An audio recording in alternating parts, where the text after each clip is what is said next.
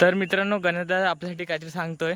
आता ही रानामध्ये बघ हे हा ही रानामध्ये ही आता ही कुड्याचं झाड बोलतो आपण. हा ठीक आहे. ह्या कुड्याच्या झाडाला शेंगा पण येतात. ठीक हा आहे.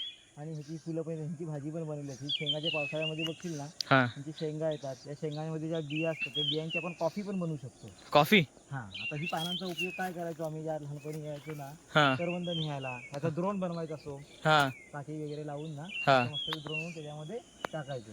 आता रानात ह्या प्रकारचे आता हे खैराचं झाड आहे. हा हे खैराचं झाड माहिती तुला कातासाठी वापरलं जातं. हो कातासाठी. आता त्याची किती कात हे माहिती आहे मनावरती काहीतरी 4,000 रुपये मन आहे. हा हे तर आयनाची झाडं आहेत.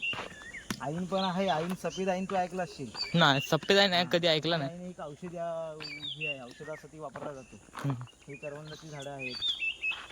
ही मग जंगलामध्ये असे भरपूर अशा वनस्पती आहेत. हा त्याचा उपयोग आपल्याला माहिती नाहीये पण आपले पूर्वज लोक आहेत त्या लोकांना सगळं माहिती होतं. बघ इथे आता हा आवळीचं झाड दिसतो. हा आवळीचं झाड आहे. म्हणजे ही आजकालच्या पिढीला किंवा लोकांना बोलशील ना हा मुलांना ह्याचं माहिती नाही हे झाड कसलं आहे म्हणून. आता आपण जंगलामध्ये फिरल्यामुळे आपल्याला माहिती आहे हो ह्या सगळ्या गोष्टी. हा आता हे आहे ही ही ही ह्याच्यावरती हे येतात. हा कसलं झाड माहिती आहे ह्याच्यावरती तुला सफेद सफेद ते काय बोलतात भोर येतात बघ. हा खायचे असतात एक त्याचं झाड आहे हे.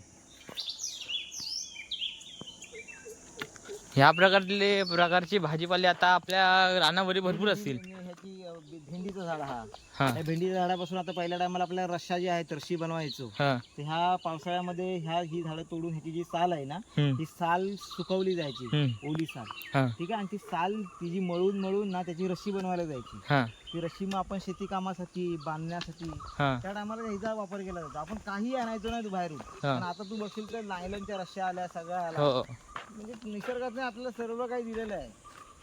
घाणेरीचा पाला आता बघ आता हाताला माझ्या लागलाय हा बरोबर.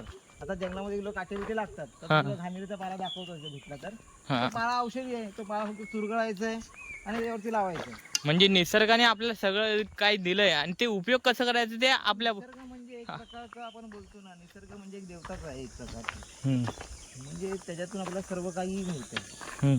आता निसर्गाचा कोप आपण बोलतो हे निसर्ग जर तोडला गेलं तर प्रकोप हा येणारच आहे. आता तू बघतोस कुठे कुठे उभा डोंगर कोसळतात लँडस्लायडिंग होते पाऊस जास्त पडतो पूर येतो अवकाळी पाऊस ह्या सगळ्या गोष्टी ह्या माणसाने आपल्या ओढून घेतलेल्या आहेत. आता तू एखाद्या निसर्गाच्या ह्याला तू धक्का पोचवलास तर ते तुला भोगावंच लागणार त्याचे परिणाम.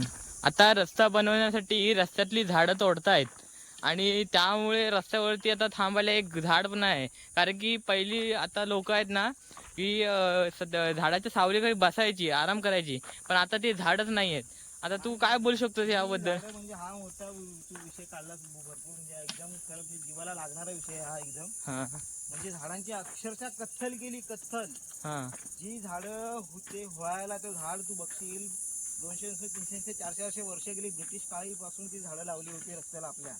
आणि एवढा त्या झाडांचा सावली होती ना रस्त्यावर तू येताना इतकं शांत होता. तू वनौषी साईडला बघशील तर तू पूर्ण आमराई सारखा होता.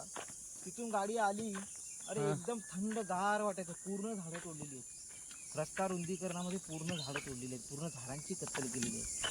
आणि एवढी झाडं परत लावणे परत ती तशी येणे तो जो निसर्ग आहे तो पुन्हा नाही होणार. तो जो निसर्ग होता कोकणचा तो पुन्हा नाही. आता बेदार झाले ते रस्ते रोड. ह्याचा परिणाम भोगावा लागेल. तू बघशील पुढे